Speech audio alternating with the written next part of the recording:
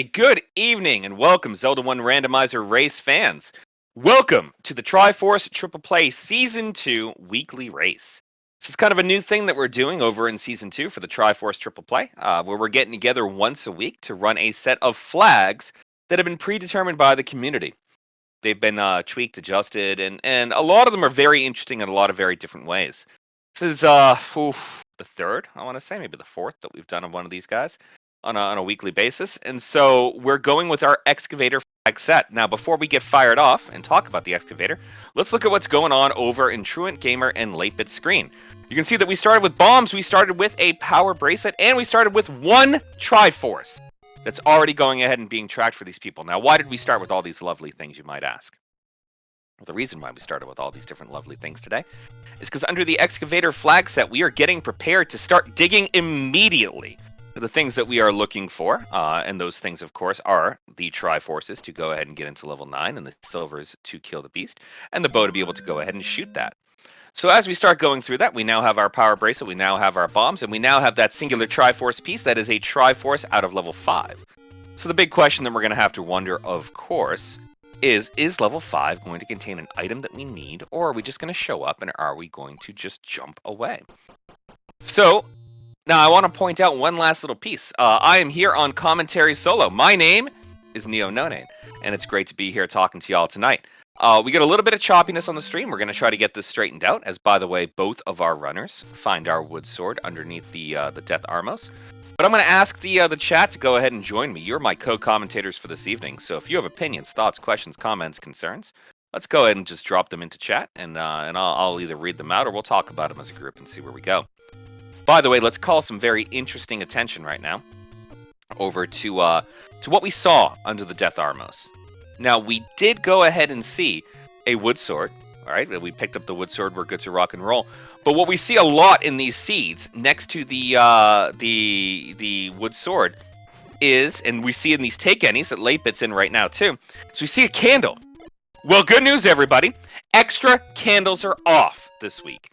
So with the Excavator set, we don't get them. So you're going to have to either find that red candle, start with the red candle, which they did not start with the red candle today, or they're going to have to go ahead and buy the red candle. By the way, 8-Bit has now found a level 3, or Sphere 3, as it says over on 8-Bit's screen right now. So we're going to go ahead and do some digging, see what we can find. An early compass is also going to tell us that we could grab a Triforce and get the heck out of here if we do not, or buy a blue candle. Thank you, my co-commentators in chat, instead of buy a red candle. But the finding level 3 early, finding out where the Triforce is going to be early really puts us into a position where, do we dig? Do we not dig? We probably do dig, but we don't have to, right? We can have a level of flexibility and play there.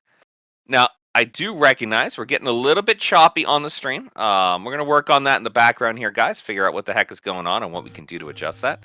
So in the meantime, you're just going to go and listen to a bunch of chatter from me. So I also want to, while we have the opportunity to do so, I'm going to thank Kimmy and Renikai, who's joining us on tracking this evening, who's going to be making sure that everything that we find is going to be constructive and important information. By the way, 8-Bit is going ahead and finding a bomb upgrade over in level 3, both of our players in level 3, which is at the vanilla start screen, the vanilla wood sword screen, just in case the two of them are, they're synonymous, but they're not. 8-Bit bombing down. I don't think you can bomb down in that room. I don't think you can ever. Well, no, you can bomb down in there, in the entrance room like that. Never mind. Ignore my statement. But 8-Bit's looking around, trying to get some bombing to go on, to get to where that Triforce actually is. Now, if you find something along the way, awesome. If you don't find something along the way, less awesome.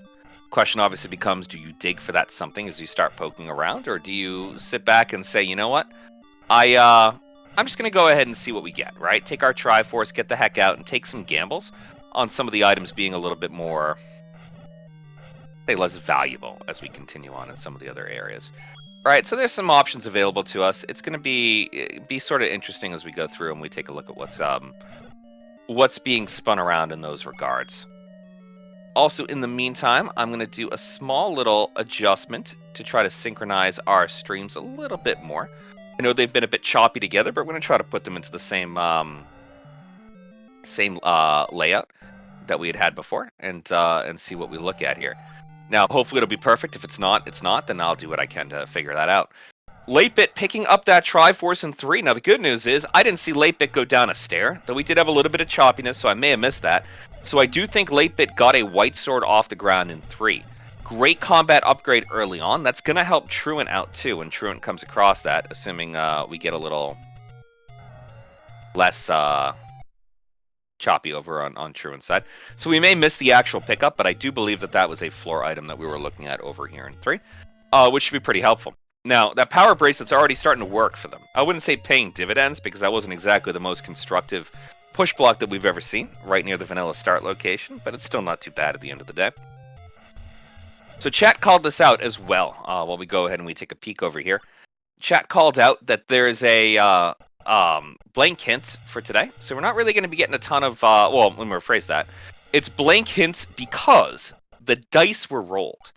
So as part of the set, we go through and we actually have random hints. So that could be deceptive, it could be helpful, it could be blank, it could be a lot of different things that are in play right now, mixed.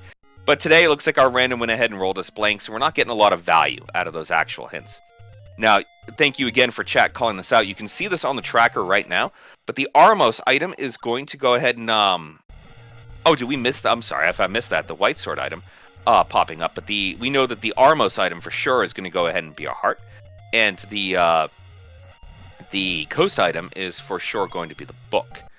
So that's cool. Our white sword item, we have now seen that over in 3. We can feel fairly confident that that is in fact the floor item in 3. And, you know, of course we could go ahead and we could have something else a little bit more messy in 3 if we wanted to. We're just not happening to have that today. So there's a lot of fun that we've been having as of late, mind you, in the upcoming tournament flags, which, by the way, if anybody here in the community enjoys not just watching Zelda 1 Randomizer, but enjoys playing Zelda 1 Randomizer, by the way, that small secret over there of 9, oof, not great. If you enjoy playing Zelda 1 Randomizer, we are having an upcoming tournament in February. Be prepared to sign up. Come on down to our Discord, and we are happy to go ahead and have you join the community, and we'll get you going on that. The Magical Sword Hearts, by the way, 10 to 14, so fairly standard for what we do in rolling in these sets. For making sure that Mags is more or less randomized across the board. And the white sword item is 4 to 6 hearts for what we end up taking a look at there. We got double stutter on the screens here, but that's okay. We'll get that, again, rectified ideally in the background as this goes on. And we are slightly off on audio, it sounds like, over on Truant's side. So we are going to try to get that adjusted ever so slightly too, as much as we can.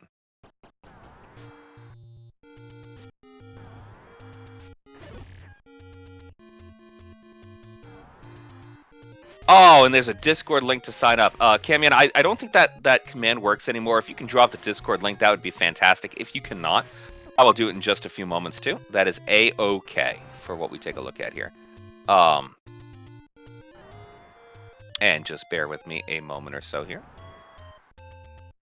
By the way, 8-Bit finding level 5 as we start going through. Now, level 5 is the Triforce that we already have here today. Do we want to go and poke a little bit more? That's a really good question. Yeah, the bot's not working. It's no worries. All right, we're going to make a small adjustment to the audio. Ideally, Truant sounds pretty solid. Thank you, Jess, for sharing that in there while I was doing a quick poke.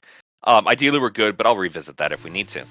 Now, we're going to see over on Truant's side something that we already saw on 8-Bit's side, is we are bombing the beach spot, the coast spot, that is just south of the forest. And there we go. There's that white sword item I missed earlier, and it is not attainable at 5. It's obtainable at 6. Now, we're going to find out, by the way, if 8-Bit is going ahead and gaining some value here, or is he going to get that Triforce? Why would he? He already has that Triforce. So, taking a look at the commentary I was making vis-a-vis the thing that we noticed over there. Oh, and I'll try to update the bots, by the way. I see you guys are trying to get the bot to do stuff. I'll see if I can't go ahead and give it a solid kick in the background, too. I'm going to actually hit that button right now.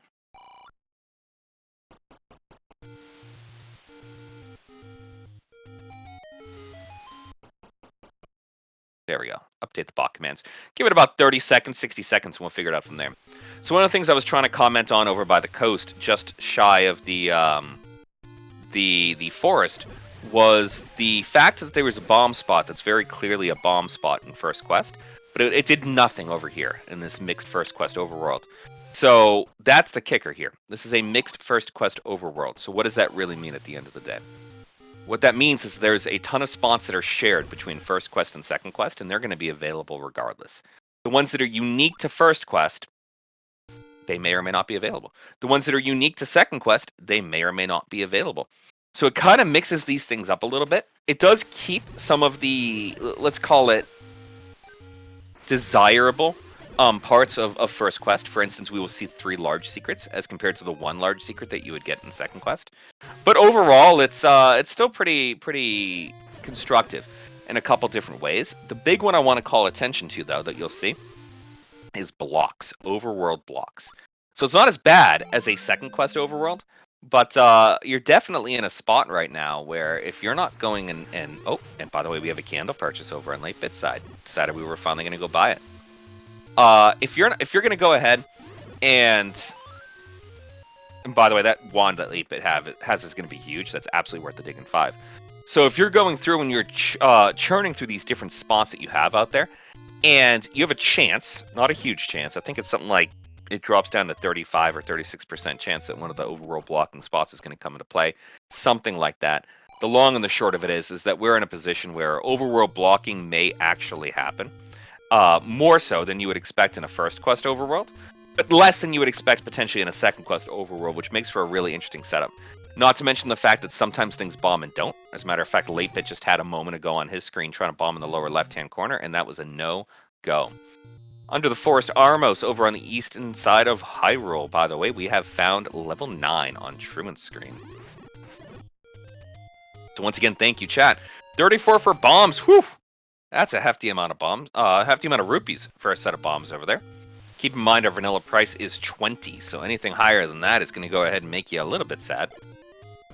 Now, we got some more poking around to do to go find a few more things. Late Bit is completely broke. Not able to pick up any bombs over there. Sitting at only 4 right now in the inventory. And at the, normally it's a secret that is located right by the coast, right north of the forest. Truant has found level 6. We're opening up with a 3-headed Gleeok. That's always fun for everybody involved. Late Bit poking around, getting to that fairy fountain. Ooh, and that's a room with dark nuts. The key is nice. The shuttered door is not over on Truant's side.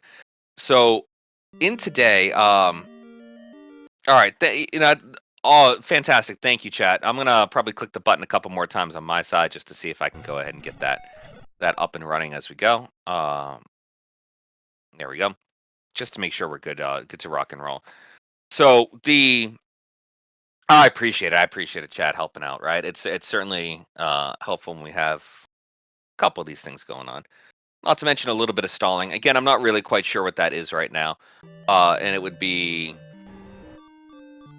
worth looking at. I think maybe from an infrastructure point of view to see if that's potentially a problem with us or it's a problem with the streams.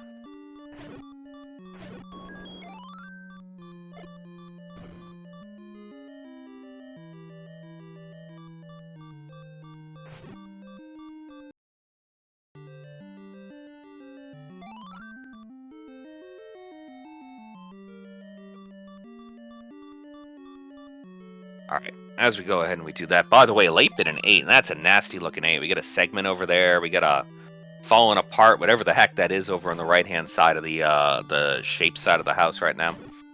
Creating some interesting stuff. 6, on the other hand, kind of looks, I don't know, almost vanilla-y, right? Or like it was thinking about a vanilla 2Q6, but it didn't fully commit to the idea. It's kind of what I'm looking at over there. Anyways, I didn't quite see it on the screen over here, but Truant took a trip down into that staircase. Didn't seem to like what he saw and left. So I'm going to go ahead and guess it's, probably just a transport he didn't want to take.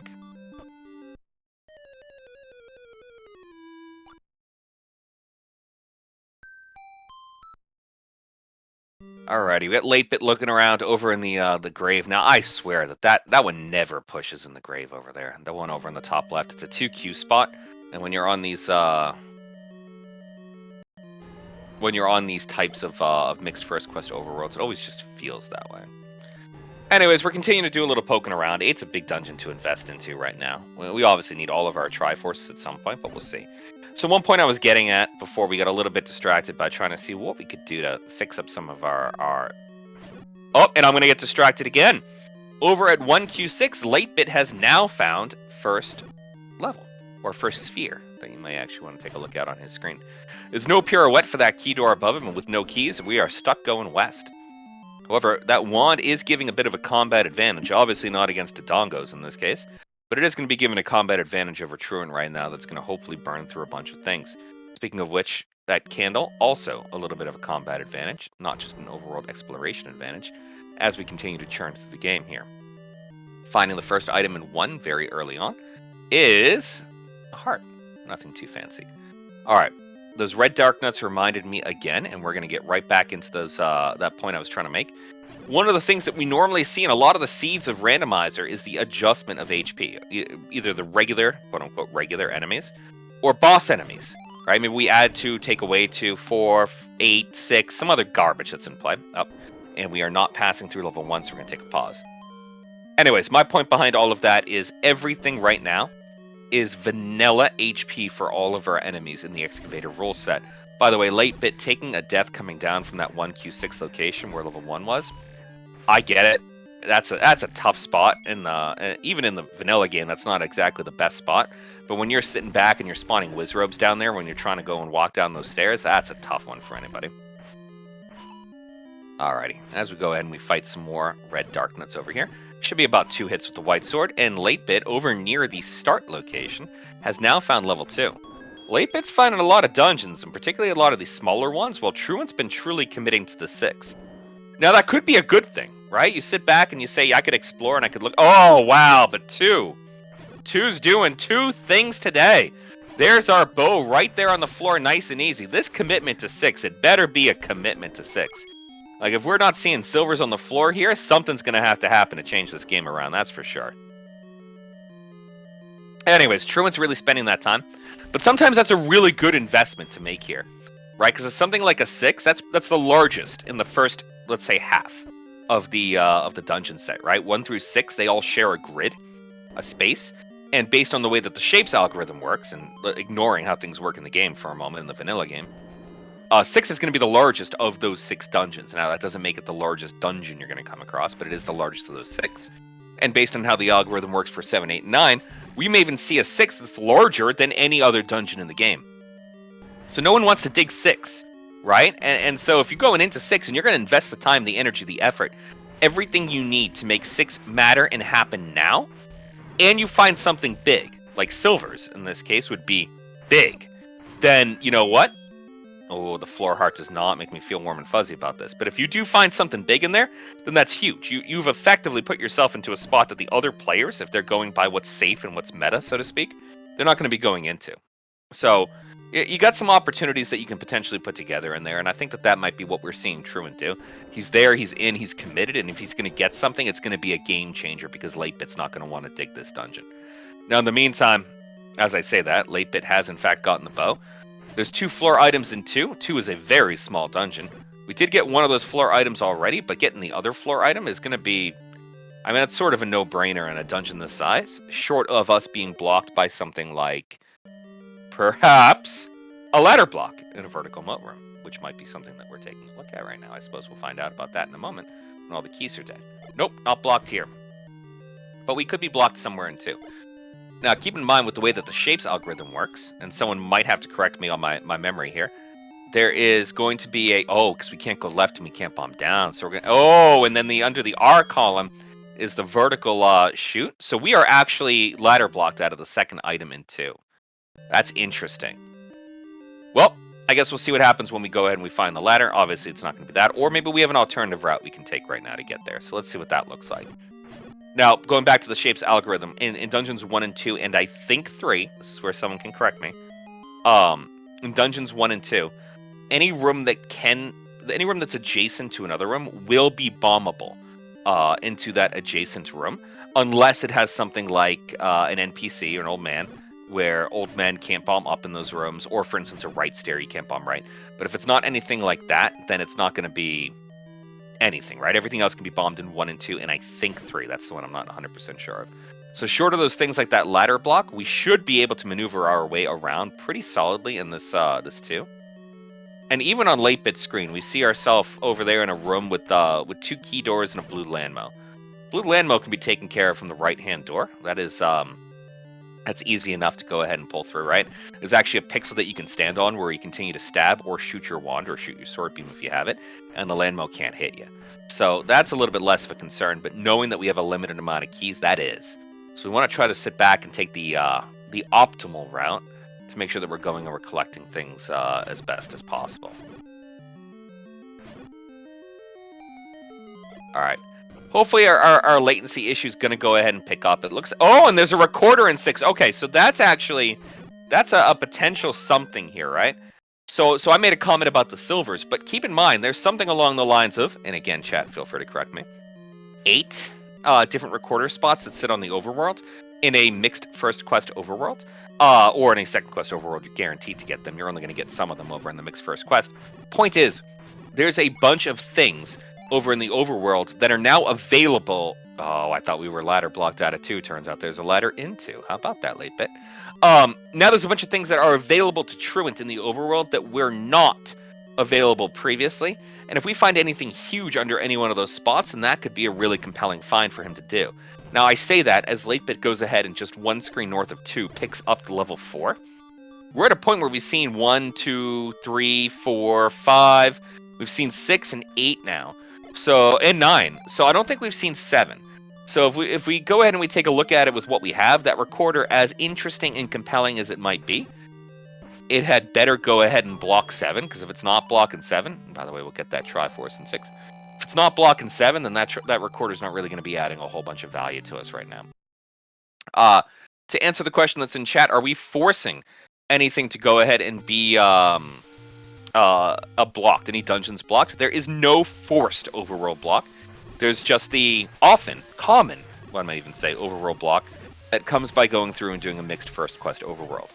So it is his best bet right now, Truant's best bet. If he goes ahead and he finds under that, finds under any recorder spot level 7, then that's a game changer right now, because late bit, assumedly, is not going to really want to spend a lot of time in 6, particularly if these earlier dungeons, these smaller stage dungeons, keep paying off. Get bow, get silvers, get ladder. There's nothing else to dig for other than overworld blocking items, and then, you know, you make some choices on how you want to go from there. Any key in 4, everything's coming up late bit today, but that's okay, because everything might be coming up Truant if we go ahead and we see that recorder spot. So anyways, that magical key over in 4 right now is going to be huge. I'm sure everybody here knows what the magical key, or... And now this is going back to like my really old knowledge here, and by knowledge I mean vague memories. I think a Nintendo Power magazine one time said it was like the ancient key or something is the reason why you see an A, but I don't remember that. And to be fair, Nintendo Power was not doing the best job of some of their interviews back in the day. Point is, not the point to anything. Is that you got the A, that means you can unlock everything. Almighty, maybe it was the Almighty key. I'm willing to take that too. Almighty, oh, the manual. The manual was so good. I love how they thought in the American audience that we wouldn't be prepared to deal with how hard this game is, and you know, gave us a lot of freebies in the manual in the vanilla game. Which, to be fair, I'm going to tell you, we kind of needed some of those freebies. So you know, I'm not complaining about it by any stretch of the imagination. Almighty key, I like it. Yeah, any key is the most common thing that it goes by over here.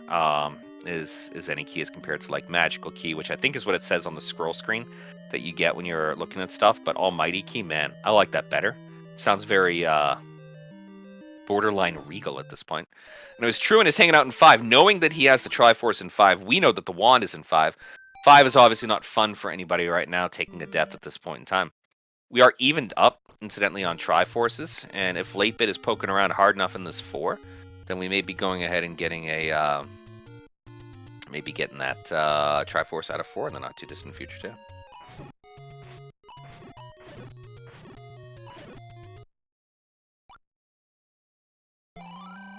Alrighty, and then you go and you pick up the candle over on Truant's side. So now we have that a little bit of extra combat, and as well as the ability to clear some more overworld spots. We're into the segment now with late bit, and yeah, chat, Tharkus, I see your comment in there. Yeah, Pole's voice, you know, thought that the recorder was going to be huge on that one. Little did we know as children. I mean, maybe you guys didn't play it as children, but that's when I started playing this. But playing it as children, like, I didn't know that there was a microphone attachment for the Famicom that you had to blow into, and the recorder wasn't like the logical progression for this. So, all sorts of fun things with some of the translation. 10th enemy has the bomb. Technically not wrong, by the way. Anyways, as we see Truant going ahead and poking around, now we're going to go take a look at 1Q2/2Q3. I'm going to actually call it 2Q3 because 2Q3 is what's sitting there right now. We have a recorder check that may pay off, and at the same time, 8-Bit has found the red candle in level 4. Now, the red candle in level 4, the any key in level 4, we're done with items, and we're one room away from the Triforce. 8-Bit's getting that Triforce, getting the heck out of here. Should be done. You know what? That might have been the recorder tune from that. I'll give huge props. And by the way, chat asked if it was from Willy Wonka. 8-Bit has that Triforce now. I know, right? There's some other. I like how the hints that we're sharing in chat. It's good. 1Q8 does not burn. Fred Coughlin has, who is the developer behind the Zelda 1 randomizer here. Huge props to Fred. We don't thank him often enough, and we thank him on a daily basis almost. So, you know, that should tell you exactly how much we need to thank him. But Fred has put into this game a ton of different recorder tunes that you can get. Oh my goodness gracious! 146 large secret. Well, we have a ton of different recorder tunes, and you can randomize them as you play. We don't even know what all of them are. They're a secret to us. I'd say a secret to everybody, but Fred knows what they are. But they're a secret to us, which is kind of cool, because when you play this, you get all sorts of weird things, and then we get to try to figure it out when we play the game. Like, what the heck are we listening to? Ranging from Final Fantasy things, which are fun, to, like, I think Willy Wonka is in fact in there, to Harry Potter things, to all sorts, to other NES games. It's all great. So it could be Mega Man. There's lots of Mega Man in play. Truant has gotten that white sword item, and that white sword item, as we've been over, is already the heart container. And by the way, there is a raid coming on in here. Hello, Pleco and Pleco's raid group. Thank you so much for coming and joining us this evening. You are right, chat. There are quite a few obscure ones, so I'm looking forward to the final screen. Fred has made sure that we always credit the song at the very end by saying what it is and where it came from, so we all know what we're going to be coming across. So, oh yes, oh chat, let's talk about that for a second. By the way, I want to call out really quickly that the spot that 8-Bit bombed is another great example of a mixed first quest overworld. That only bombs in first quest. It would not bomb in second quest, but because we have a mixed overworld, there is again something like a 35% chance that that was going to go ahead and actually land for us, and it did, and everybody's happy as a result. And we're running into some recorder spots out there in the desert. Now, 10 years. We've been doing this randomizer thing for 10 years. I say we. I have not been personally doing it for 10 years. But this community, which is an incredible community, has been doing this for 10 years. As a matter of fact, we're celebrating our 10 years this year. And one of those things that we're doing to celebrate those 10 years is every single week on Sunday night at 9:30 p.m. Eastern Standard, or Eastern Time, I guess it's not always Standard, on 9:30 p.m. Eastern Time, we are doing our weekly Zelda 1 randomizer race. I encourage everybody who does not already play in it here, who likes Zelda 1 randomizer, please come play. Join our Discord. It was linked earlier. We can link it again. If you want, and you just can just join racetime.gg. I guess you don't have to join the Discord, but it helps, I promise. And there we go. By the way, there's 8-Bit picking up our Grave Armos item, which as we knew was a heart.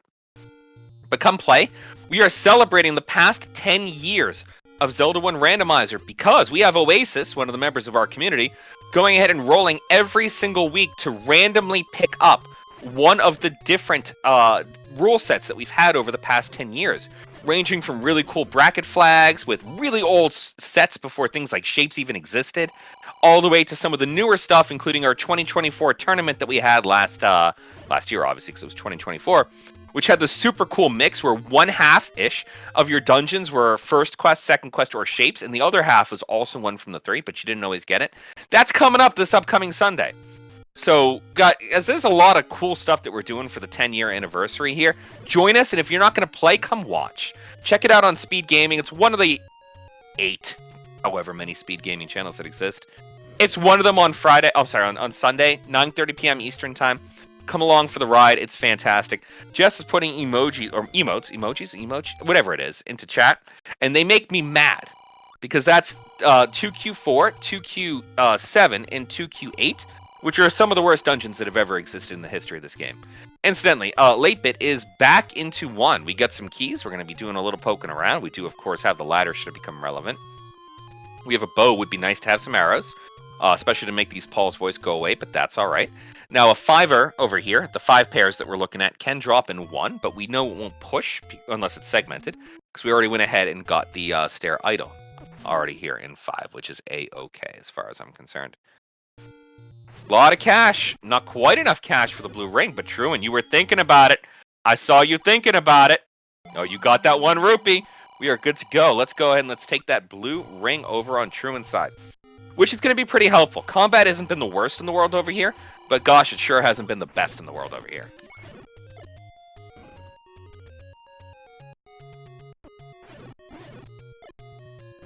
Now I pause to take a breath. How is Leapit going to go ahead in the rest of this one? Having that any key, incidentally, is huge. So we effectively had a bit of a trade-off in this regards.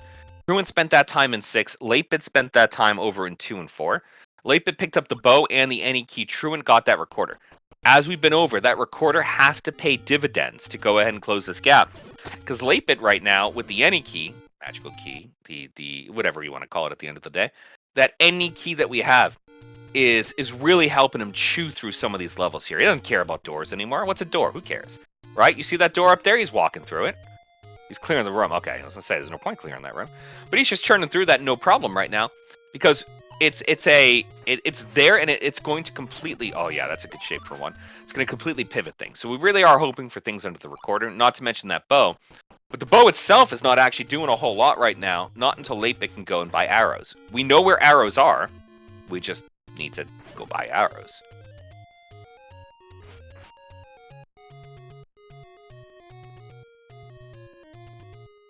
Now we got a little bit of latency over here, but Leapit's going through. This is an area we've already seen before, but there's still a good chunk of one. A little less than half of one that we haven't been because, as you can see right here, key doors were a blocking factor on the last trip over into 1. Now we got a 5 pair. Again, let's take a look what the 5 pair is. There should be... Oh, power bracelet! Oh, man, we need... No, we started with the power bracelet. So we're not necessarily as worried over there on the one side. Now, if I recall correctly, we have now seen a floor item that was a heart in 1. Someone tell me if I'm wrong. We've seen the power bracelet, and we have seen a stair item that was a heart. We are now officially done in 1, and hey, Leapit picks up that Triforce, so it sounds like he agrees with me. Now, Truant going ahead and poking around over at the arrow attributed to Bogey. Don't actually know why, but people in the community do it, so, you know, hey, Bogey, that's your arrow. So, not a whole lot there. We found a shop.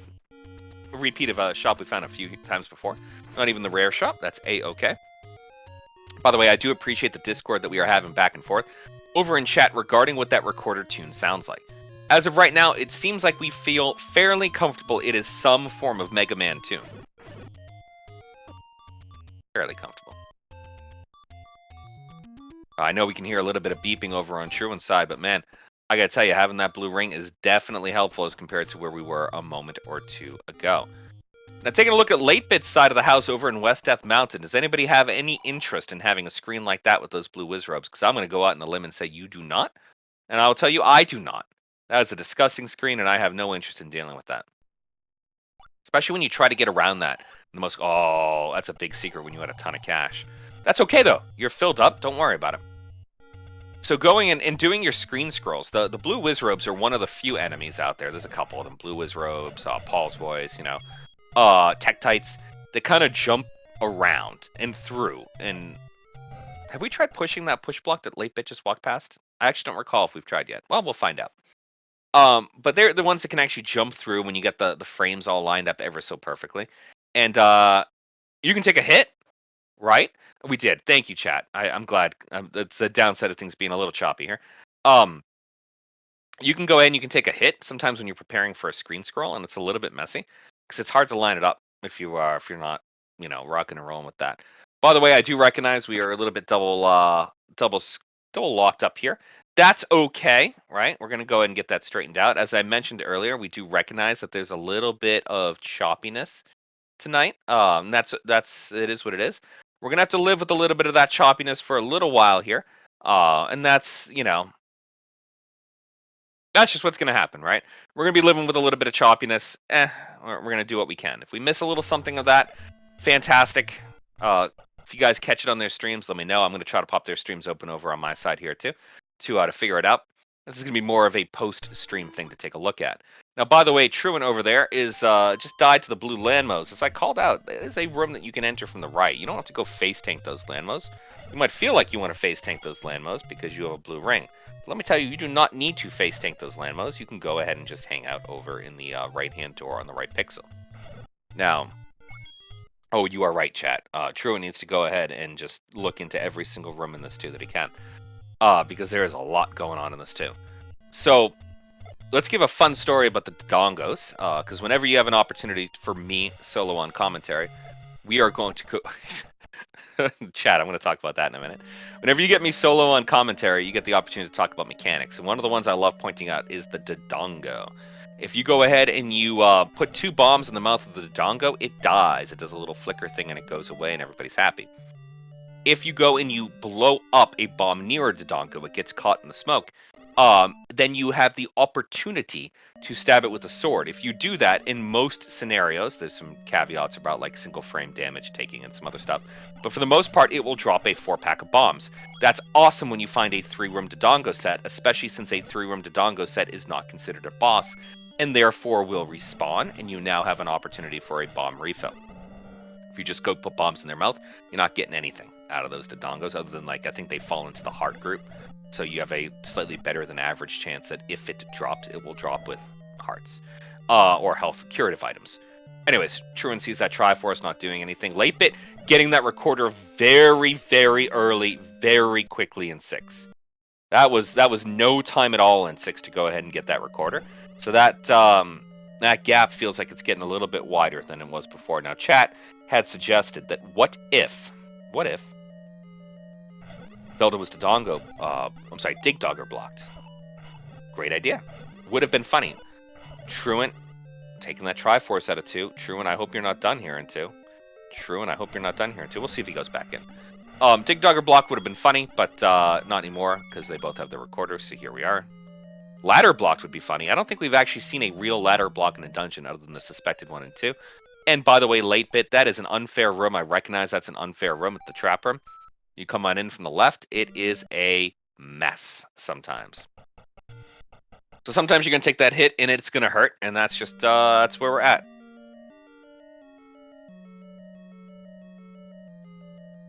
And let's see, we're going to go ahead and we're going to do a little bit more poking around and see what we get here.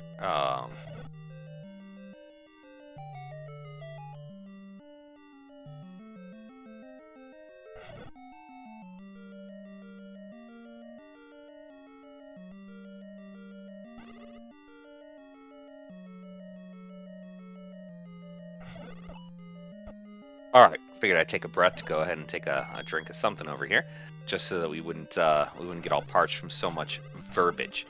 So Truant is going ahead and investing the time into. I'm very happy that Truant's picked up that bow into. So now we're in one good spot. The second good spot is we got to go confirm that ladder, right? That's important stuff.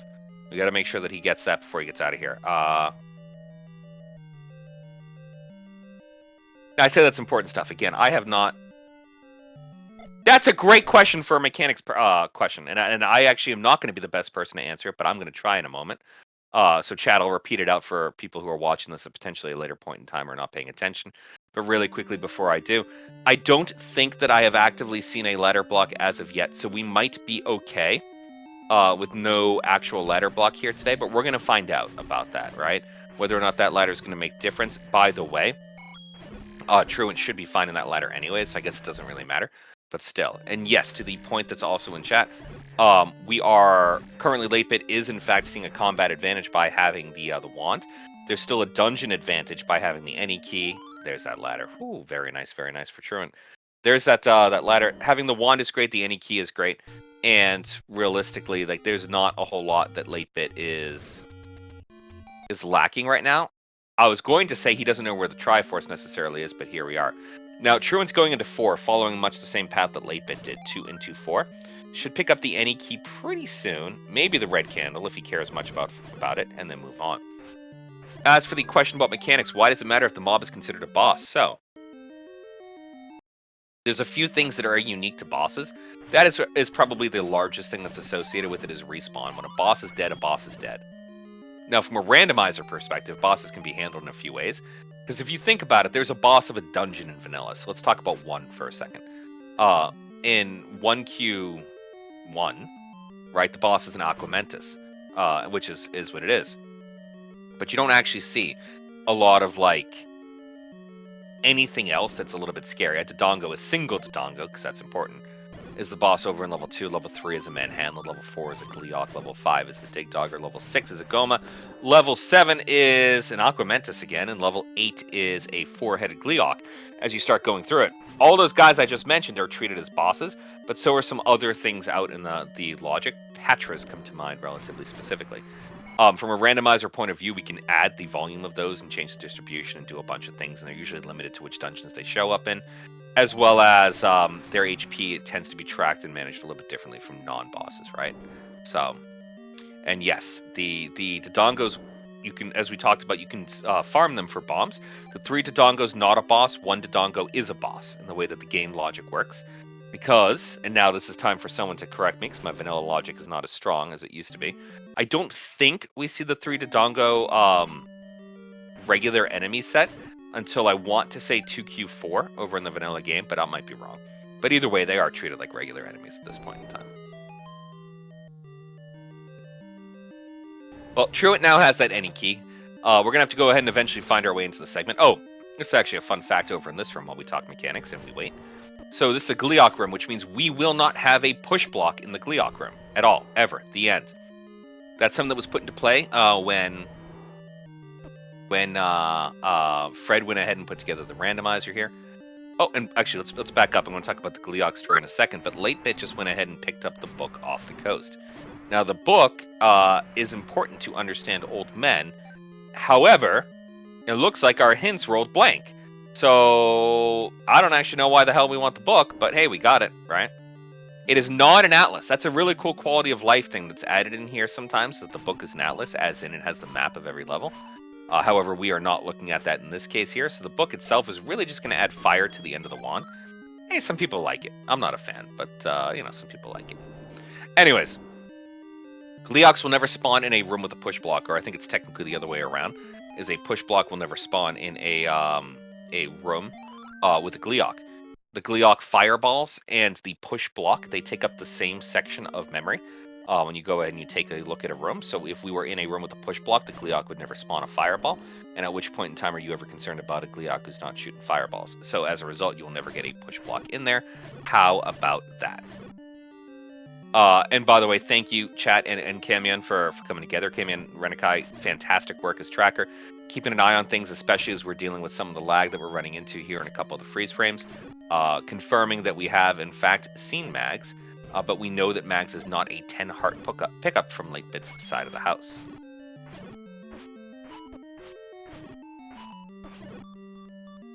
Ooh, even with that blue ring, looking a little rough over on Truant's side right now. A little painful, but he's going to go and find the red candle. Decides, I don't want it.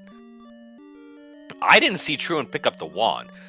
Well, Truant did just get the bow, so I guess I can't comment on the arrows. But hey, this would be a great room to have a red candle in, wouldn't it, Truant?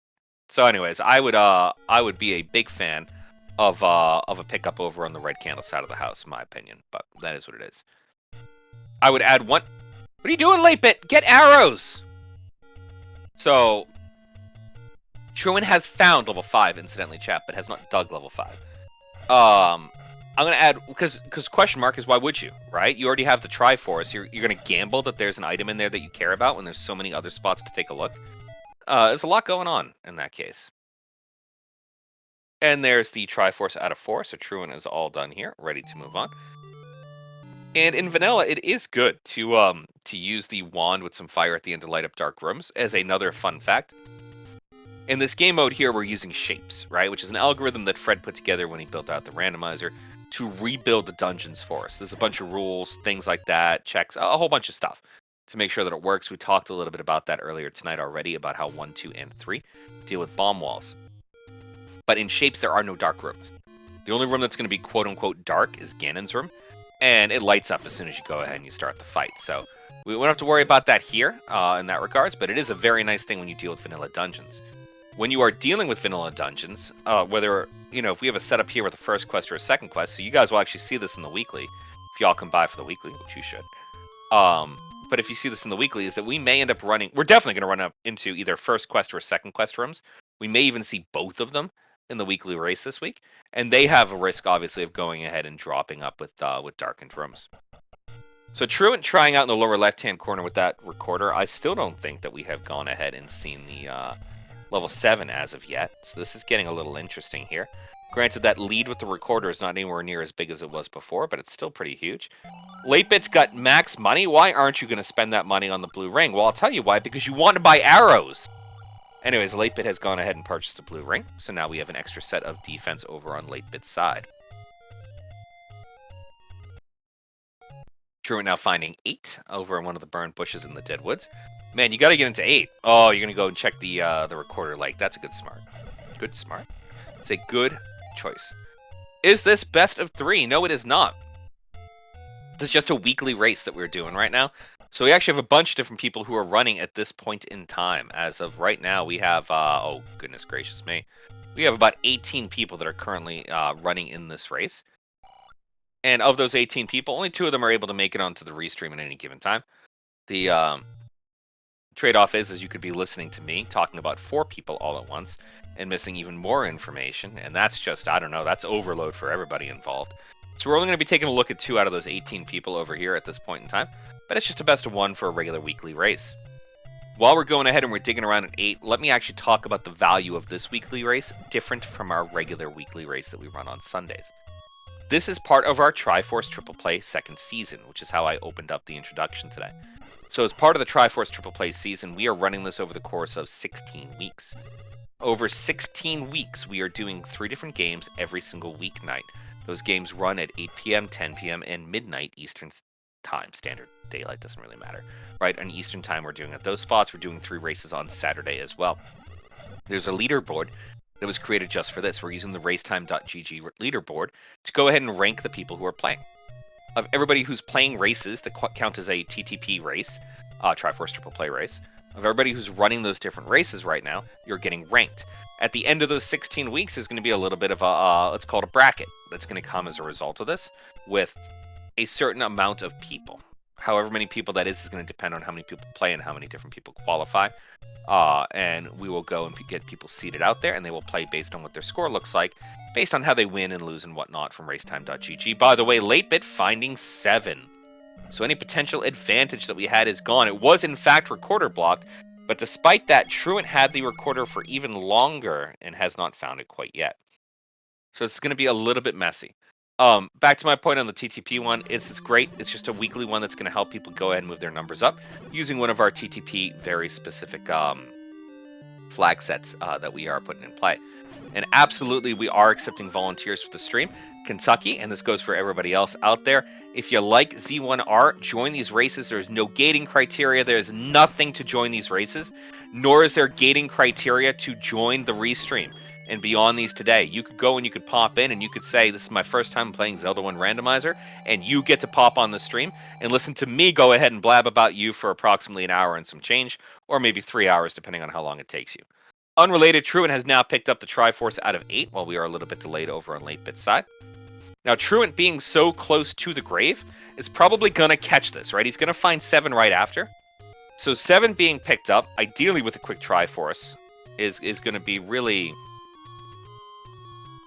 let's say, constructive here, right? That's what we want to happen over on this side of the house for Truant, is to make something go quickly through 7, have 8-Bit take too long to get through 7 and get into 8, and then we'll get a little bit of a trade-off on where we go here, right?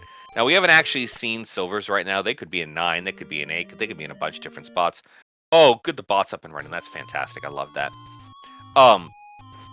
So as we take a look here, I want to make one more call out, and thank you so much for chat going ahead and putting this in here, is if you take a look at the chat, you can see Kimmy and Ranakai over there on tracking. I'm going to point out Kimmy one more time, solely because not only are they going through and keeping everything tracked for us on the screen, so we know who has what item and where and everything like that. Just a heart down on the Stern 7, by the way. Not only do we have all of that information that is being dumped right now over into the screen for you all to see, but they're also going ahead and managing all of the audio in the background, making sure that we're flipping back and forth as various different streams are getting a little bit, you know, buffery or challenged in various different ways. So it's a huge call out, and it's a huge set of work that's actually getting done over on that side of the house. So thank you so much. It is genuinely appreciated, and anybody here who wants to throw a nice big thank you into chat for that would be, you know, much appreciated. So as we are going, Late Bit is frozen. Yeah, I can see Late Bit's tracker right now does in fact show show wood arrows. It's frozen in terms of how we're processing it. By the way, Truant has now picked up the Triforce in 7. It appears that Late Bit has also picked up that Triforce in 7, is currently going ahead and digging 8. We will we'll deal with that as we come to it, in hopes that Late Bit can go ahead and get unfrozen from the stream here. We'll give you some updates as we go, as much as we can go ahead, and we can track both of them simultaneously. Yes, that tech team. Kimian doing a great job in the background, being an absolute pro. That's it. Oh, I also want to call attention to the speed gaming volunteers while we poke around at this here too. There's a volunteer staff of people who not only go through, and by the way, Truant has just entered 1 over at 1Q6. So this is going to be the final Triforce that Truant needs. This could be huge. But the as we go through here, we have a bunch of volunteers over at Speed Gaming. You too can volunteer for Speed Gaming. If it hasn't popped up yet in the chat, it will pop up soon. There is a Google form that you can fill out to help with the background work over here. Some people don't like getting on comms or tracking or something like that, but they're very comfortable with going and clicking a few buttons to make things functional at the end of the day. And that's huge. We need people to do that over on the Speed Gaming side. I want to thank all of them that have been working in the background to make sure that there are updates across the board on all the things that need updates across the board right now. And making sure that these are assigned to the right channels and everything like that. So thank you so much to the Speed Gaming crew going ahead and making this functional. Truant has in fact seen 9, by the way, and I do believe I believe Late Bit and Truant have both seen 9. I am trying my best to keep an eye out on Late Bit's stream as well, just to make sure that we're not missing anything. In case anybody is interested, he is in fact in 8, and yes, he does in fact have the wooden arrows. For our purpose, we're probably going to be spending a little bit more time just focusing on Truant. Now, we know there's 2 hearts and a power bracelet here. 2 hearts and a power bracelet and 1 are not exactly the most compelling things for us to go ahead and compelling things for us to dig for. So if Truant's probably going to dig all of 1, right? Because 1 is small. You almost always want to dig all of 1. Small 3 items, like you gotta put in the time. But it would be kind of smart for him to just kind of bail and say, you know what, guys, I'm actually done with 1. Let me go ahead and either gamble on silvers and 9, or go back and dig something else. So we're going to see what that looks like here, and whether or not the gambles are going to go ahead and make sense in this regards.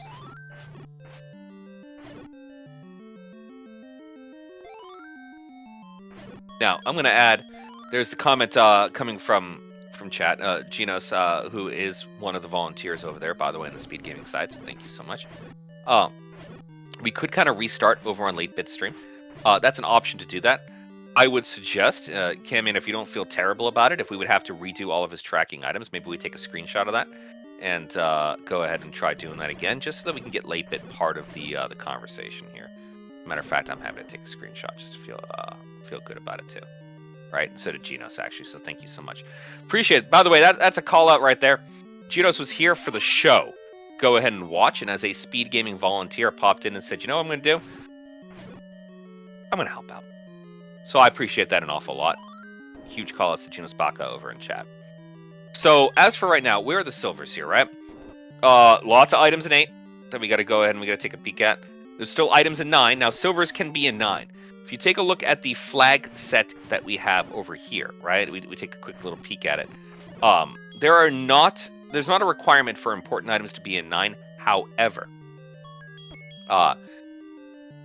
silvers is not considered an important item in 9.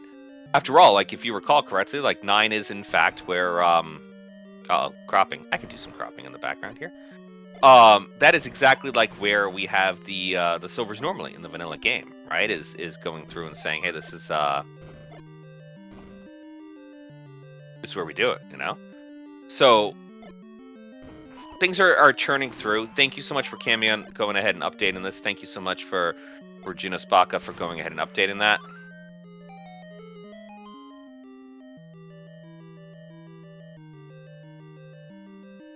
And And we're just going to go ahead and make sure we get that cropping all done, just so that we look pretty good over here, right? Oh, my goodness gracious, and the cropping got done in the background. What a champ. Look at that. I said, chat, you guys are going to go ahead and you're going to be, like, joining me on comms today. I didn't realize you'd be joining me on comms and tech today. You guys are all heroes. Every one of you in chat. All right. So, I say that as we churn through. Truant now is going to make a choice. Do we go and dig a dungeon, which could dig 7 right there. Do we dig a dungeon, or do we say, you know what? 9? 9. We'll go check out 9. A lot of blowing of that recorder over there. That's all I'm saying.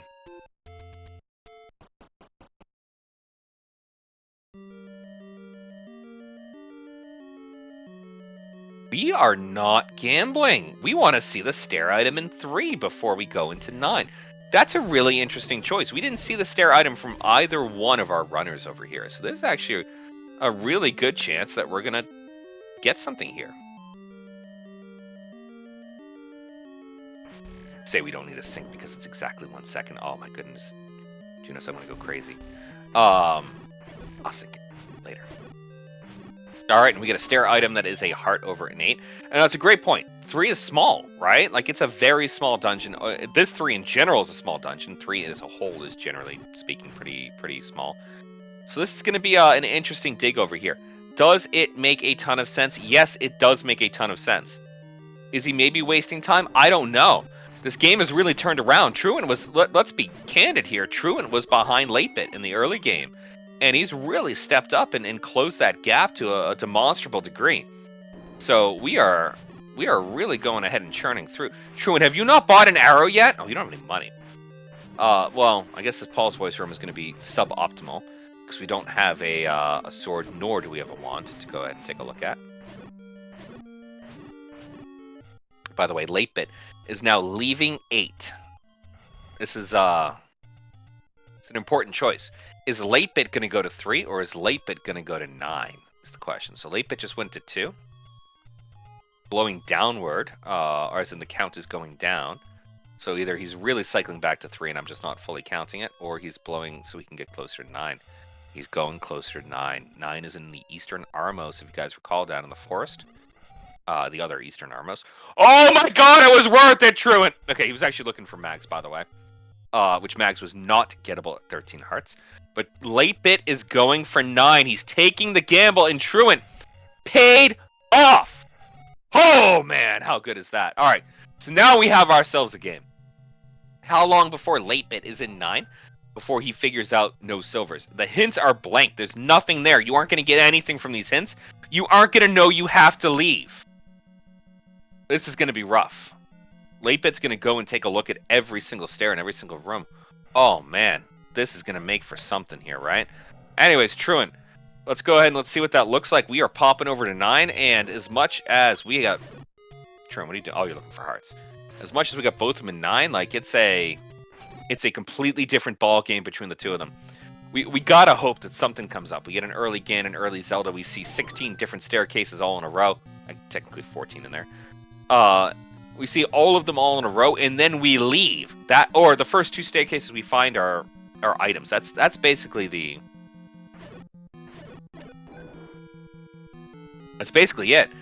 That's all you got going for you, man. Is you gotta hope that the first 2 rooms you run into are stair items, and you recognize you ain't getting the silvers in here. Otherwise, Truant's in a very admirable spot. Now, of course, what are we poking around for in here? I don't want to use the old adages that everybody knows of, but let's talk about the most important things. Number 1, we are looking for Ganon. Number 2, we are looking for Zelda. Zelda is easily indicated by what we might be looking at over on Truant's side, which is a single shutter door in a room. Only one, and that's exactly it! A single shutter door in a room. 8-Bit's in the exact same room. That door will not open until Ganon is dead. So we now know that that is, in fact, Zelda. Thank you, German Speed Gaming. I like it. So we're going through, and we now know where Zelda is. So what are we looking for the other thing? We're looking for Ganon. So Ganon is hanging out in a in a room, obviously here in 9, and you can hear him from any of the major cardinal directions, north, south, west, east. You can go ahead and you can hear Ganon, so you have an idea on where he actually is. So that's our goal. We're going to spend a chunk of time churning through the remainder of this 9 on Truant's side and 8-Bit's side. 8-Bit's got to look at more stairs, but Truant's going to go ahead and try to cover as much geography as possible so we can hear things on either side and rule out as much of this overall shape that he can in terms of being like, hey, I was adjacent to that in some capacity. I'm going to tell you how it's good or bad. I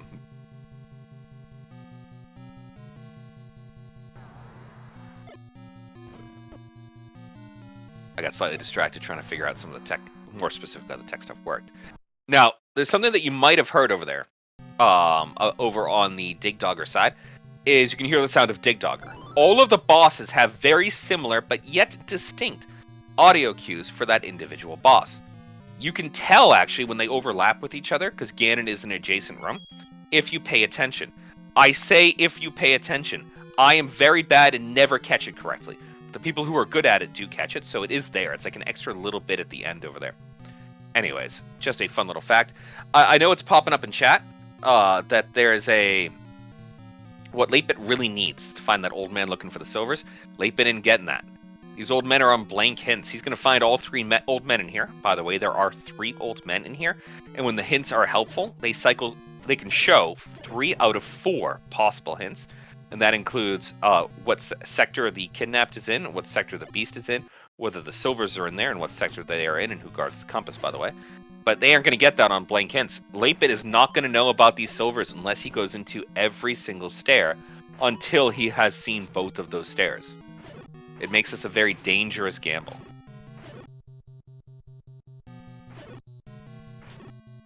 Speaking of which, there is one of those old men. Doing nothing. Hanging out in level 9. Why is he in level 9? I don't know. Don't ask questions. Double Boomerang 9 would be very disappointing. Though, to be fair, we have seen a good chunk of hearts already so far. We know that the raft can't be in here. So, of the major items remaining, it would be the 2 boomerangs. And the red ring, of course, has an opportunity in here from what we know. Now, a nice benefit of the any key you saw over on 8-Bit's side, we got a mugger. Lose maximum bombs or lose 4 keys. Hey, good news. If you have the any key, you have infinite keys. So what does 4 keys mean to you? It means quite literally nothing. So go ahead and walk over that one and you're not losing anything. There's like a collusion going on with these old men, chat. Like, there's an old man stopping you from coming in and so you can show him the fully completed Triforce, and like, how does he know, you know? You could be tricking him. Also, he's got 3 old men in here. What are they doing? They're just hanging out. They know where stuff is. They're doing nothing about it. I don't know. I'm just saying there's a collusion going on and I'm not a fan of it. Hey, I know where Zelda is. I'd tell you about it. Okay. Why didn't you go help her? Anyways.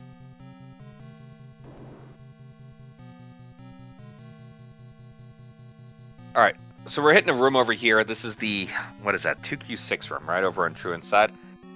Doing a nice little ladder clip to get over there. That room does not have a ladder clip in logic, as in it expects that you are not able to clip through that double space. So I know there's a single space in there, but it expects that you can't clip through the double space. So that's a nice way to get a shortcut through the to the dungeon sometimes, is to actually go ahead and do that that ladder clip we just looked at, which is a nice block clip. I guess I don't want to say it's like a subset of the screen scroll, but the pixel count's all the same, so as far as I'm concerned, it's the same. By the way, you can do similar things onto blocks and moats and all sorts of goody stuff as you go through the game, in case people are interested in doing fun mechanics. I wholeheartedly encourage you to take a look at the wiki, which will help you with some of this. It is at z1r.wiki. As a matter of fact, I'm going to go ahead and I'm going to put that into chat. r.wiki. It is fresh, it is new, it is great. By the way, what is the average of Z1R? I have no idea what that actually is asking. Like, what's the average time? Oh, I don't know. Probably 110, 115 minutes to go ahead and close out a seed. It says the average. Whether that's a real number, that's coming entirely from my gut, so who knows. And I also commented, if you're interested in volunteering for speed gaming, doing the background stuff, being really constructive at getting us up and running and putting us on the air, there is that link that just popped in from the speed gaming bot. Fill out that form. We're always looking for more volunteers. The more volunteers we have, the more of these things we can put on air. And that goes for not just the speed gaming background tech stuff. That goes for volunteering and tracking. Normally we do two commentators, and we do one tracker. We're short a commentator for tonight. The more people that volunteer, the more likely we are to not only have a pair of people, so you don't have to listen to one guy talking the whole darn night, but you also go ahead and you get the benefit of more games getting on air, because we have more people to support them in the background. So I strongly encourage, if you like what you see, you like what you're doing, come join us in the Discord link that was in there earlier. We can share it again. And join the community. Become a part of everything that we're looking for right now. And we'll welcome you with open arms. Anyways, back to the game, for what it's worth. Both of these guys are poking around and having, boy, a heck of a time. Thankfully, it's not the worst enemy set I've ever seen in the world. The Fires do go down to a single silver arrow, which, I mean, they're going to anyways. They couldn't have rolled up or down. This is, in fact, vanilla HP. But it's so demoralizing when you drop a bomb or you shoot a silver arrow and you watch a virus split into two. Like, not a fan of that. So it always feels good when you see them go down on one.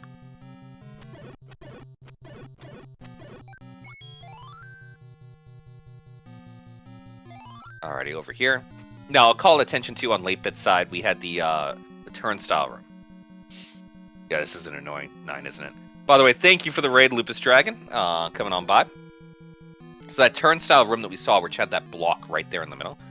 And you can go, oh, by the way, Magical Boomerang found. Late bit has one of the 2 data points that late bit needs to get the hell out of this dungeon and get into 3. So we're going to see how we end up doing over on that one.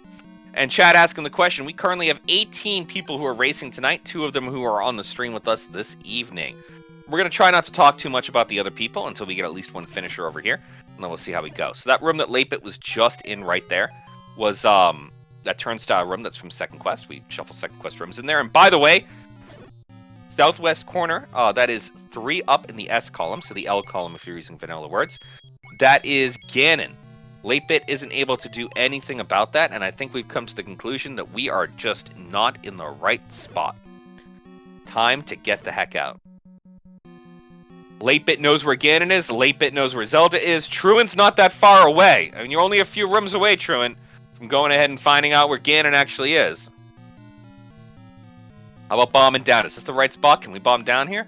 It's going to help us. Bomb down. And there's that turnstile. Okay, so that turnstile, what I was trying to get into, that room that Truant's in right now, it doesn't expect that you can push it, or rather that you can clip through it in the way that he just clipped through it. Again, that's not in logic, which means things that are underneath have a different path to get in, as you could obviously see from the room above, had a different route to get in. Anyways, here we are at about 1:06:50-ish. Truant Gamer has found Ganon. We know where Zelda is. It's just a matter of time. There's 2 hits. Oh, and there's the kind of hit we don't like to see. That's where Ganon hits you. And that's not so pleasant. By the way, Chess Jerk, thank you so much for the raid. Welcome, welcome, welcome to the chat. Alrighty, well, that was a little unpleasant. Now, normally, if you're wearing a green tunic, you don't have any fancy rings, Link will go ahead and take 4 hits from being hit by Ganon. And, again, on a mechanics thing, in case people are not aware, Ganon is actually hanging around that whole time that you don't see him. He's moving around, he's just invisible. There are ways to make him seen if you want to do some practice things. There's a really cool set of training material out there for that. In case people are interested, just Google, I'm sure you will find it, to make him visible for that fight and figure out his pattern as he moves. But if that invisible Ganon goes and walks over Link, you have an actual contact, a collision between the 2 hitboxes. That's 4 hearts. That's 2 hearts wearing the blue ring. That's 1 heart wearing the red ring. So, that's on the blue ring here, 2 hearts is a lot of hearts, especially if you're like right now and you're coming in with 3 hearts. You need a lot of hearts to go ahead and to make this function. So our goal is, and 7. I think it's 7 hits, 8 hits maybe. Latebit taking a death in 4. That's unfortunate. Latebit has chosen 4 as the dungeon of choice to dig, but I'm not sure why. I really don't know why Latebit's in 4.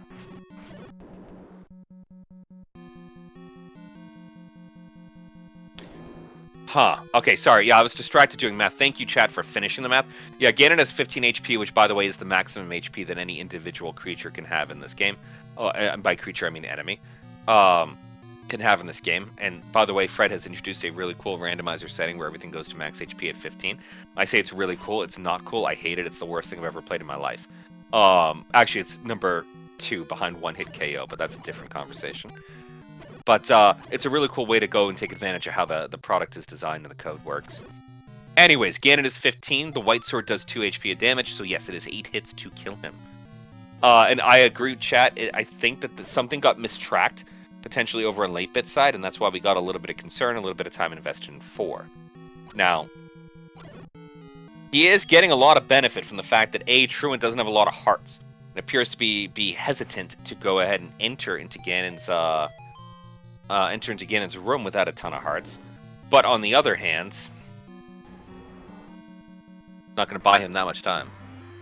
Yeah, thank you, OpnoPoint. Max HP is a thing that exists. That is correct. All right, here we go. That's 1 hit, 2 hits, 3. If we do it right, you can stun lock Ganon in either the right or the left-hand side, and it looks like Truant is in fact doing that perfectly.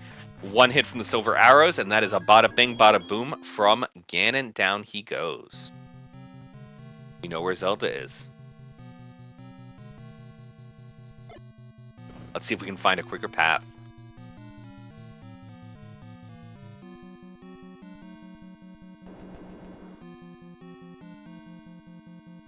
What do we got, Truant? Well, while Truant finds a quicker path, 8-bit is now digging around in 3, taking a look, thinking, hey man, maybe those silver arrows are in here.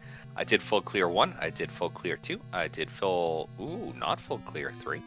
Might as well poke around and see what's hanging out down the stair.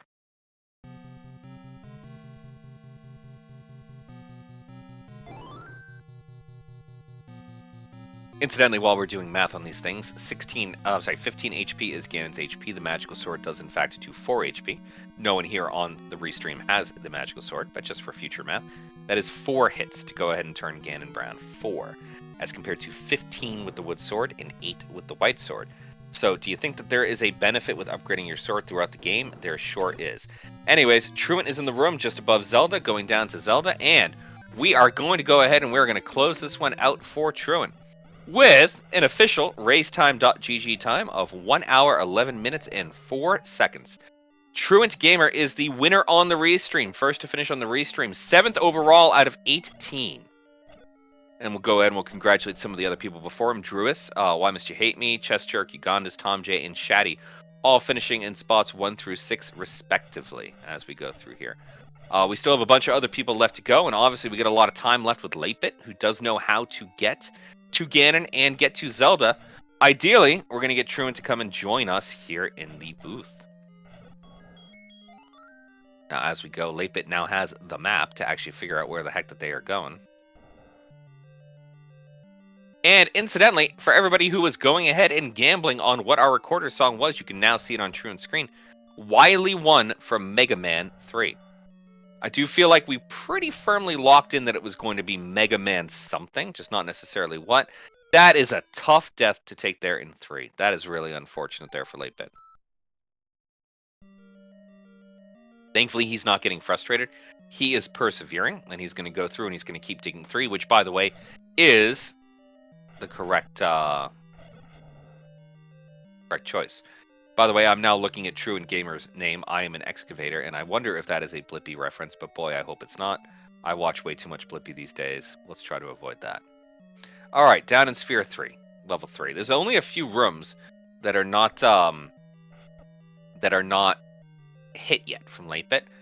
That horizontal shoot is really a pain. There's another one over, I think, one up and to the right, but maybe he actually did see that one over there. But definitely those 2 in the bottom right-hand corner need their poking. I did forget which of those rooms actually had the silvers in there. I did not mark it, so here we are. But, okay, so it is for the shoot to go and get there. It is what it is. So, you know what? All things considered, it's going to be a little bit annoying. Completely recognized that it's going to go ahead and be a little bit annoying. It's a shame. But you know what? Here's the state of affairs that we're in right now.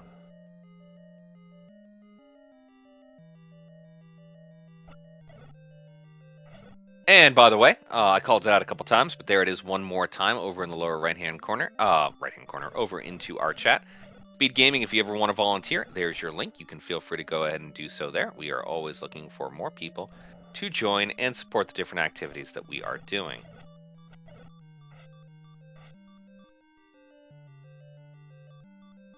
And speaking of things to invite people to and all the different activities that are going on, actually 8-bit is grabbing the silver, so let's call that out because that's a very important thing that we're looking at right now. Late-Bit has the silvers. Late-Bit has the path to Ganon. Late-Bit has the path to Zelda. Should be pretty quick at this point in time. I'm going to go ahead and drop this into the chat room as well. That is the Zelda 1 Randomizer Discord server. Please feel free to join if you are interested in this game, whether it's playing or it's some of the background stuff that you want to just go ahead and, like, I don't know, track. Or maybe you want to sit here in the booth with somebody like me and just prattle on for an hour and 15 minutes and, you know, you want people to listen to your opinions and ideas.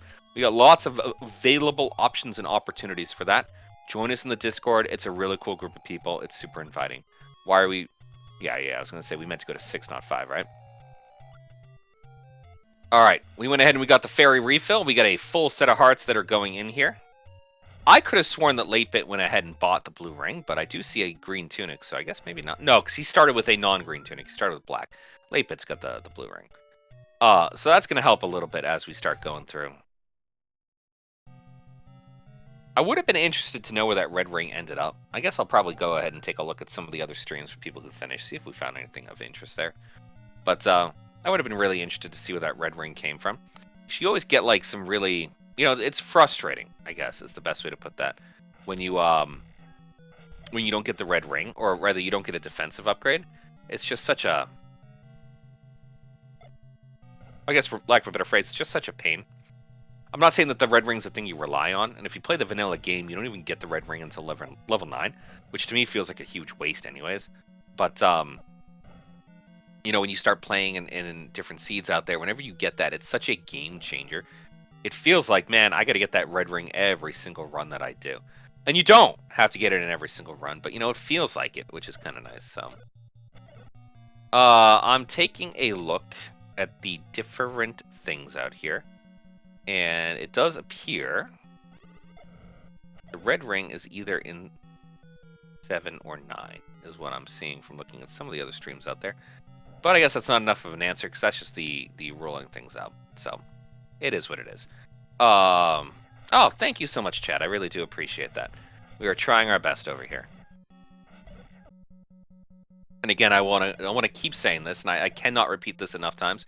Kimmy and Renakai for doing tracking, keeping us not just honest on the information that's here on the screen, but also going ahead and managing the audio for this. And incidentally, when we went through and we got some assistance over on our side from Genos to make sure that we got things reset, also went and retracked every single item that Late-Bit had. So huge props to Camion.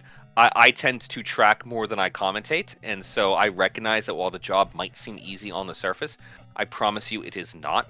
And these trackers not only go ahead and keep things running smoothly in the background, but think about how different your experience would be if you jumped into this game 3 minutes, 4 minutes, 5 minutes late, and you had no idea what the hell either runner had, or anything was found, or why they cared about digging what, or which, and you were praying for them to hit the start button, and take a look at the Triforces, and the bracelet, and the key, and all these other things. How much would that just suck for you to go ahead and have to deal with things that way?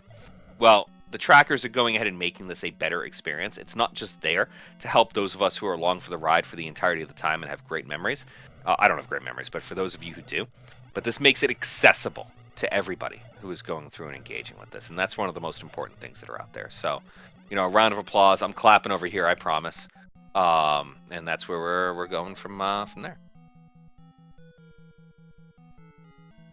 Tracking is super fun. My thought process, and I'm gonna make one last pitch for people to join us for some of these future races. My pitch is, if you're gonna watch this thing anyways, how much extra? As much as I just said tracking was hard, but if you're gonna be watching this anyways, how much extra is it gonna cost you to click a few buttons here and there? If you're already gonna be taking a look at this, and poking around and being like, yeah, I'm watching the game. I'm watching both of the runners. Like, I guess I can click a button that says where they have some stuff. I recognize it's more complicated than that. I'm not taking that away from anybody. It's more of a point of, there's such little, if you're already there, just come join us. Click buttons, track. You don't have to sit here and talk. It's all fine. Hey, by the way, Truant, welcome. GG. Thank you. Harder to get in here than it was to do the race. Oh my goodness gracious. I didn't know you were having problems. I am so sorry. I actually do see that in chat, and I wasn't paying attention. And Genos again! Oh my goodness, Genos. Genos, by the way, has been saving us this entire game in the background. Thank you so much, Genos. Anyways, so Truant, great game, by the way. I'm going to call attention to what was the game changer between you and Late-Bit. is you guys both had 8 Triforces, and Late Bit decided what I'm going to do is I'm going to go into 9 and cross my fingers and hope for the silvers in 9, and you said I'm going into 3. Now, I can understand both of those schools of thought, but why don't you take us a little bit through why you chose 3 over going and rolling the dice and gambling a 9? Really, it was just the old school meta of what we always called the saver theorem of comparing what was out there versus what's in 9 and your averages, and I wasn't going to check my 2 items in 9, and I think I had 2, 4, 7, like 8 items outside of 9 outstanding, so I was going to at least do 3 and 5 before I went into 9, but 3 ended up being the right play. Yeah, it ends up being a huge play. It was a massive game changer, and even actually from a differentiation early on. So you spent a lot of time in 6, and I don't want to say that raised an eyebrow or two, but that was a very early on dungeon for you, and you popped in there and you were like, man, I am going to take care of business. I'm going to see every item. I'm going to see that Triforce, obviously, and I'm going to go ahead and get out of 6. But that was a big dig early on, and while that recorder was required for 7, there's a lot of risk that wouldn't have paid off. So what prompted you to invest in 6 so early on? Really, it was just because I already had most of that side of the map cleared out, and at the time there was no quick way back. So I wanted to make sure that I wasn't leaving myself out to dry a little bit, and especially not having recorder yet.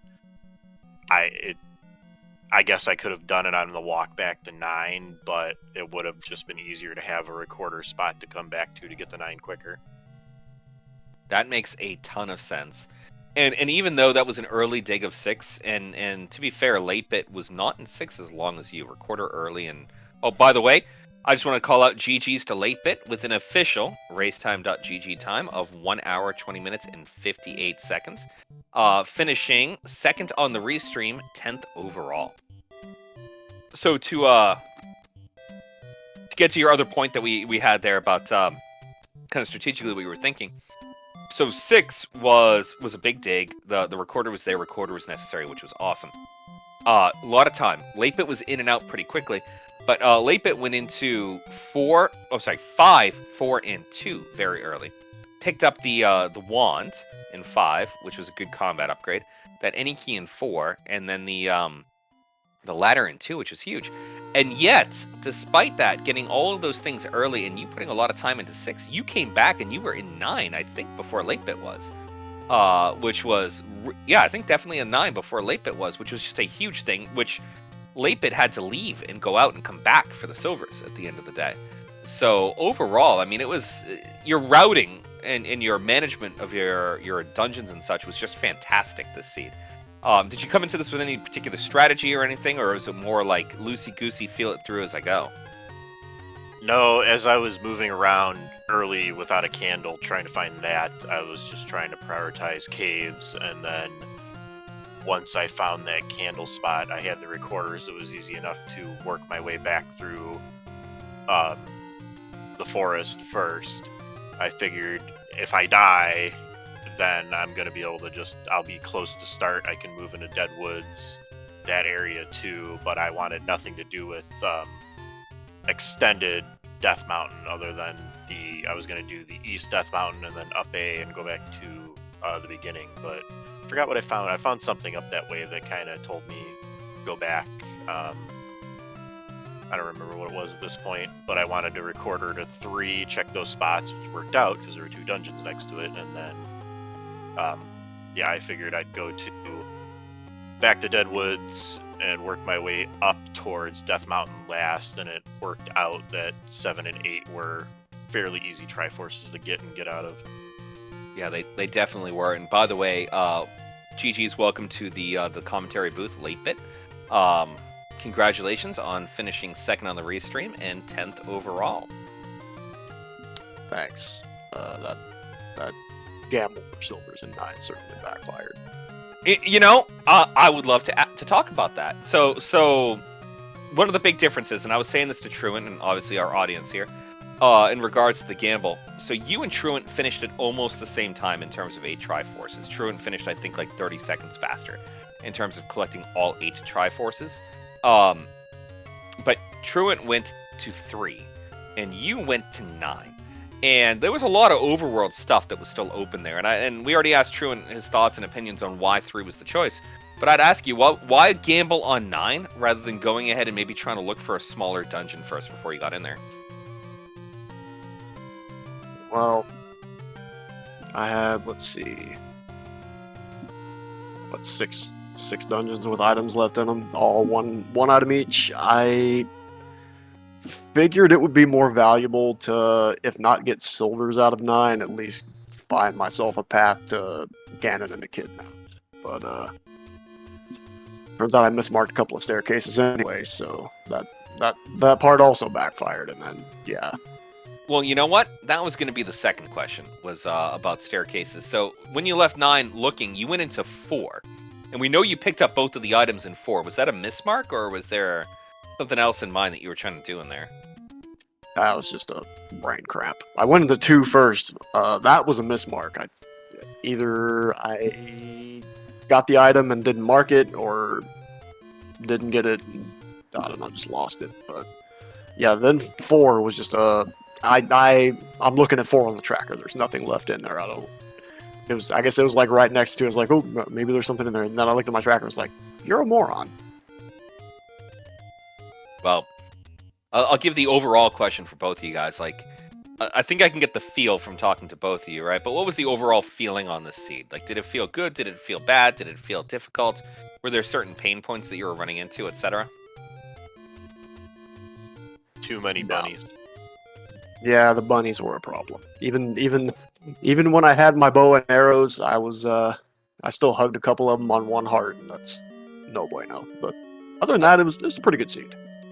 That's good, and I don't know if I noticed it late, and so I'm willing to accept that. We had a little bit of latency on our side, just for context, so when you guys go and watch the VOD later, if you watch the VOD later, there's a bunch of stuttering, and we actually had to restart your stream at one point in time late bit, not to do with your stream, it had to do with us over on the Speed Gaming side. But we missed a couple things, so I didn't actually see when you purchased the arrows, but I felt like you got it kind of late, like second to last dungeon. I think 7. I want to say it was either 7 or 8. You picked up the arrows, so there was a lot of, and Truant, same thing, was kind of late on getting any arrows, so it felt like you were dealing with Paul's voice with just sword to go ahead and churn through that. I have to imagine that didn't feel good. Now, was that something that we just genuinely missed, was the pickup, because we did miss a few frames here and there, or was it, just a late decision to go and do arrows from either of you? Late decision on my part. I was rupee capped, and then I finally stumbled. I had an arrow shot marked, but it was like out of the way. And then I stumbled into another one while I was clearing West DM, and I just picked him up then. I had no money.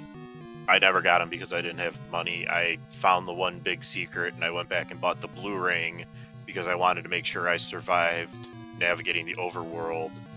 And that probably saved me on a lot of bunny bops, sword fighting them down, but I was just expecting to, at that size, come across one more, and then buy arrows, but I never did. And all of that's really, really fair in the all of that's really fair in the overall flow of things, and money wise, I think that blue ring was a really good choice. Like, defensively speaking, it was. Let's be honest. I'm looking at your deaths, 4 for each of you guys. I've watched you 2 play on more than a few occasions. 4 is a lot for both of you. So that's how you know that the combat was a little punishing over on the defensive side of the house. And Lapit got the wand early. You never saw it, Truant. I know you both got the white sword early, and yes, I did see the mags attempt. That came over on Lapit's side, being like, man, maybe I can pick up mags at 13 hearts. The answer was no, by the way. Good joke. So it was a great joke. I saw the attempt at 10 from your side, Truant, too. But yeah, overall, like, knowing how annoying and frustrating that combat really got, it was a great call to get the blue ring. I never saw the red ring, and I was trying to do some poking in other people's streams to like see what they had ended up tracking and whatnot. But I never actually found out where the red ring ended up. Looked like it was either. It's got to be a bigger dungeon. I was gonna say it was either 7 on the floor, or it was the second item in 9. Because just poking at everybody else's stream, those are the 2 that I couldn't account for. But yeah, definitely a bigger dungeon. With that in mind, I mean, either of you two, any further thoughts on the seed and on the race tonight? Or, if you're interested, further thoughts on TTP2 in general? I like what they're doing with TTP this season. I came back from a break from Z1R towards the end of season 1, and then they dropped all these fancy new modes for season 2, and I'm having a blast with them. This one's up there on my list of preferred flag sets. This was my first TTP 2 race I've been able to get involved in, so I don't really have much else to say yet about it. This was the first flag set I've done. I didn't think it was too terrible. Like not really too out there either that it would discourage anyone else from joining, so I think it was a good choice. That's no, that's a great perspective actually, because I did notice that you had no points over in the leaderboard. So yeah, this is the first one for you. You'll get a good chunk from this. It should be quite enjoyable. I will say, Late Bit, if you end up losing points from this, I obviously don't advocate for anybody losing points, but you are technically ahead of me on the leaderboard, so I won't be that upset if you lose points. I just want to point that out. It's a long season. It is good, and as I said a few times to the chat that we had out here, I mean, this is a 16-week season. We're approximately 3-4 weeks into the season right now. We got a bunch of stuff going on. We will have another one of these races every single week, and for the first approximately 8 of these, we'll be doing a different flag set every single week. Please go to the wiki. I dropped a link earlier. I will drop another link right now. On that wiki, there is a list of all the different flag sets we will be doing as part of the weekly sets. And we will be doing games 3 times a night. That is Monday, Tuesday, Wednesday, Thursday, Friday. 3 games a night. Saturday during the day. Sunday, we take the day off from TTP2. But we do, in fact, do our weekly on 9:30. Everybody here who's watching this, if you're not here for any of those games, come check them out. Come join, come play, have a great time. Truant, 8-Bit, any final thoughts for the evening? Just always a pleasure to come out and race with everybody and put on a hopefully decent show. Yeah, thanks for letting us take part. I got one last comment, or question rather, and then I will get ready to close this out for today. Truant, is your naming convention of your links the I'm an Excavator? Is that a Blippi reference? Yes, thank you. It made me so unhappy. I watch Blippi apparently 24 hours a day due to my child, so yes, is the world we live in. Why it was fresh in my mind, and when I was like, I'm going to throw that on there and see if anybody catches it. Oh, I sure did. Sure did. All right, well, you two, thank you so much for this evening. I want to say not only do I appreciate the fact that you guys were willing to race and do it on stream and come here and talk afterwards, for the entertainment of everybody who showed up, which is a number that measured well over 100 today. People who are coming and seeing it, thank you everybody who's out there for coming and actually watching this. And thank you for Kimmy and Renikai. I've said it about 900 times over the course of this evening, but I will repeat it again. You are the real hero tonight from the Zelda perspective, and Genos, you are the hero from the speed gaming perspective. Thank you everybody so much. I want all of you to have a great rest of the evening, and we look forward to some more good Z1R action over the next few days. And we hope to see you on Sunday, and we hope to see you at next Thursday's race as well. Thank you, everyone.